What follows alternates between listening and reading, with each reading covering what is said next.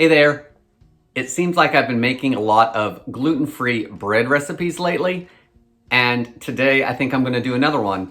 I'm going to make a gluten-free double milk sandwich bread from the King Arthur baking site. This uses their gluten-free measure for measure flour. It's the flour blend that I use most often right now. So I thought we'd give this recipe a try. I'm Jamie with SavorySaver. I share gluten-free recipes, tips, tricks, and resources to make your gluten-free lifestyle easier. So let's give this gluten-free bread recipe a try. So to start our recipe, I have 3 cups of King Arthur gluten-free measure for measure flour in my bowl. I did measure it by volume, not by weight. The full recipe does have the weight amounts if that's how you want to measure your bread out.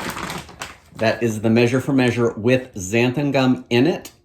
So we don't need to add any additional of that. The next thing I want to add to my ingredients is a 1/4 cup of instant non-fat dry milk. And I just got this at Walmart, it's a big bag. So I've got some of that in there. Next, for a little bit of sweetness, we're going to add 2 tablespoons of regular granulated sugar. We need yeast, of course, so I'm going to add 1.5 teaspoons of instant yeast, and this is 1/2 tablespoon measuring spoon, so we want 1 of those because that's equal to 1.5 teaspoons.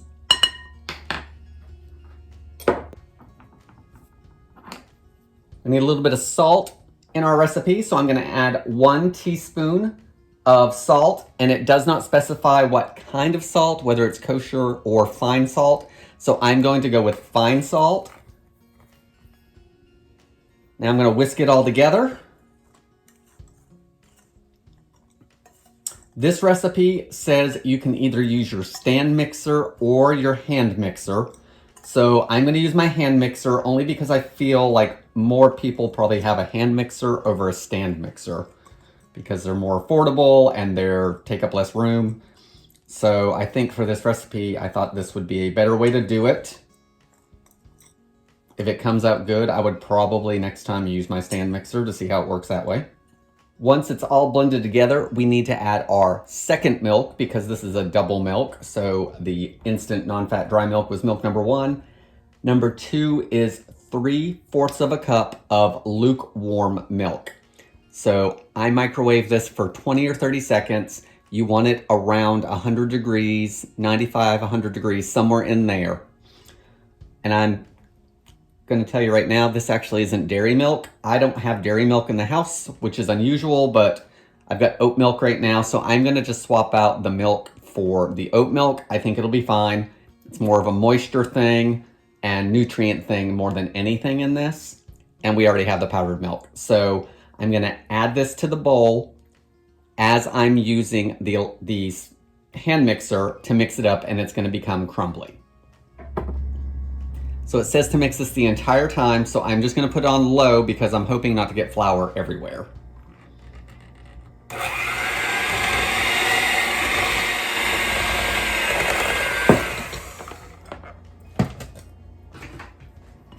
Let's scrape the bowl down and get the dry flour into the middle.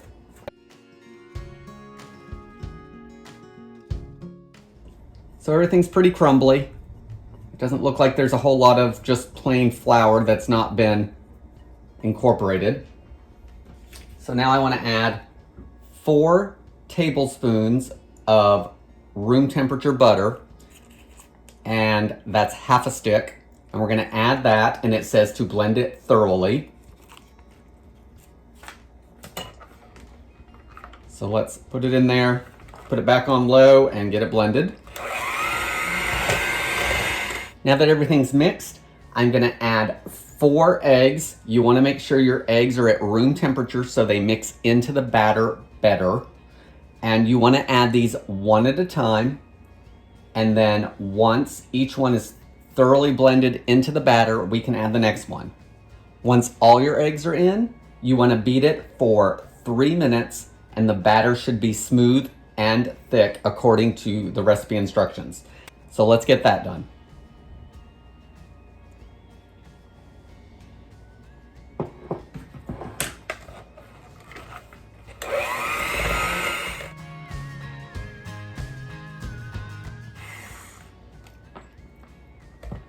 Okay, this is what the batter looks like after I added the 4th egg and blended it in. You want to make sure when in between your eggs that you're scraping the bowl down, because the first couple eggs really don't want to blend well. So it's that 3rd egg that you really start getting a batter. So make sure you scrape everything down to keep everything moving. And now we're ready to blend it for 3 minutes.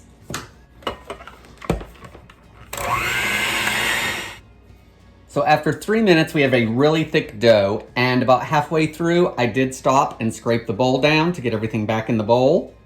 So let's do that again. This gluten-free bread actually does have 2 rises.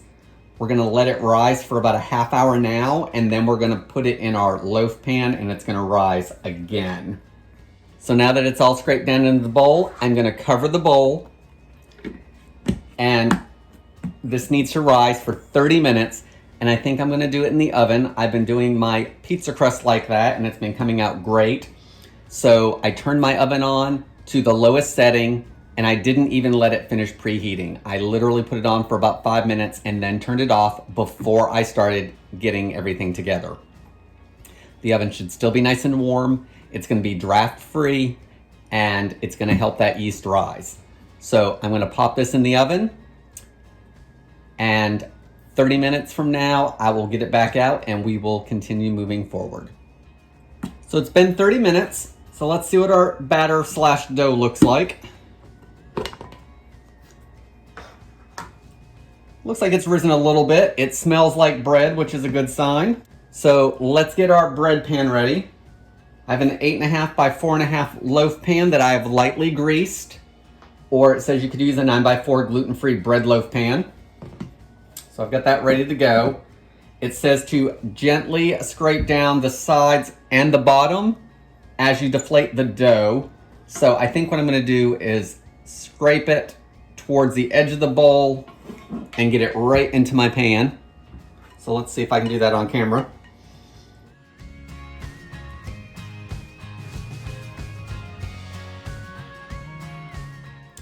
Now that it's in the pan, we need to shape it more into a loaf, and it says you can do this with either a spatula or wet hands. So I think I'm gonna go with the hands, because I've found with other gluten-free breads that wet fingertips and that actually seem to work better. So I've also got my spatula that I've just rinsed everything off, so I wanna try using that as well. And we wanna shape it into the loaf, and then we wanna make sure it's domed in the center, so as it bakes, it will bake in the shape of a loaf. So just gently press it down into the pan, wetting your fingertips as needed. Let's try this and see how this works. I'm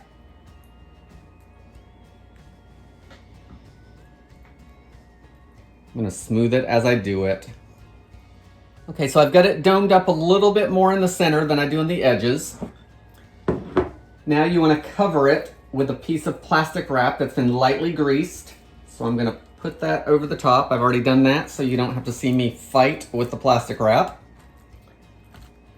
Now we want to put it back in a warm place to rise until the loaf barely crowns the top of the rim. So we'll see how that works. Sometimes they don't rise that much for me. So we're gonna see how that pans out in the next 30 minutes to an hour. Once this is risen to where I want it, I'll come back and show you how we're gonna bake it.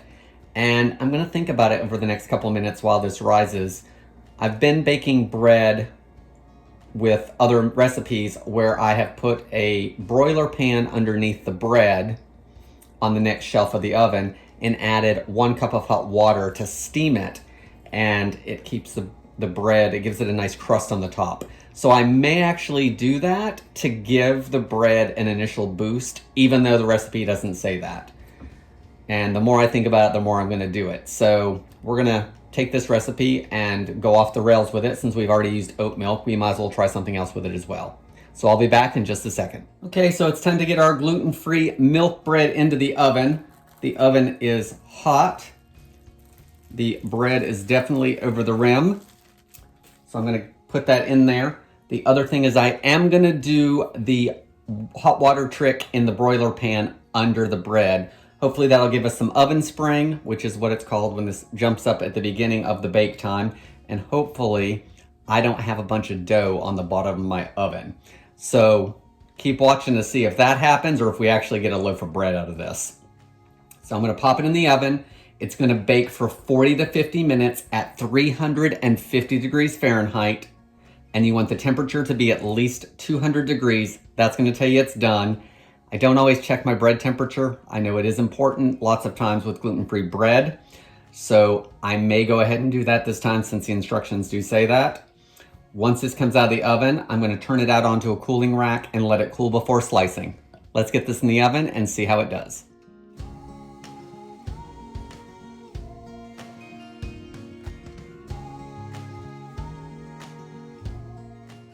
So here's the bread after 40 minutes. It actually has some pretty nice rise to it. It has a slight dome on the top. I am gonna temp it to see if we're at 200 because I don't want it to get any darker, I don't think. So let's see if it's actually cooked through.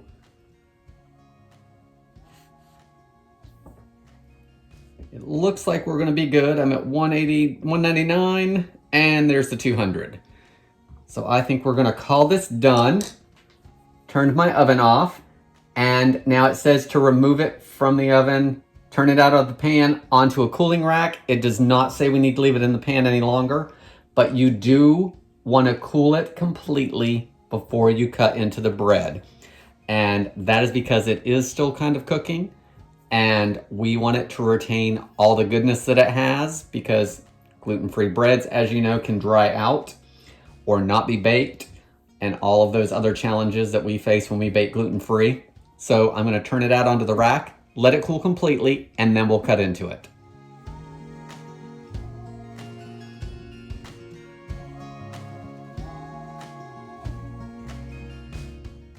So here's our King Arthur measure for measure gluten-free double milk bread, and it has a really good crumb. It rose well. It's sandwich bread size, so you can actually make a real sandwich with it.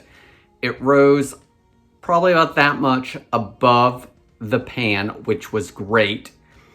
I did do the water in the bottom of the broiler pan that I showed you guys. I don't know if that helped or not. I feel like it probably did.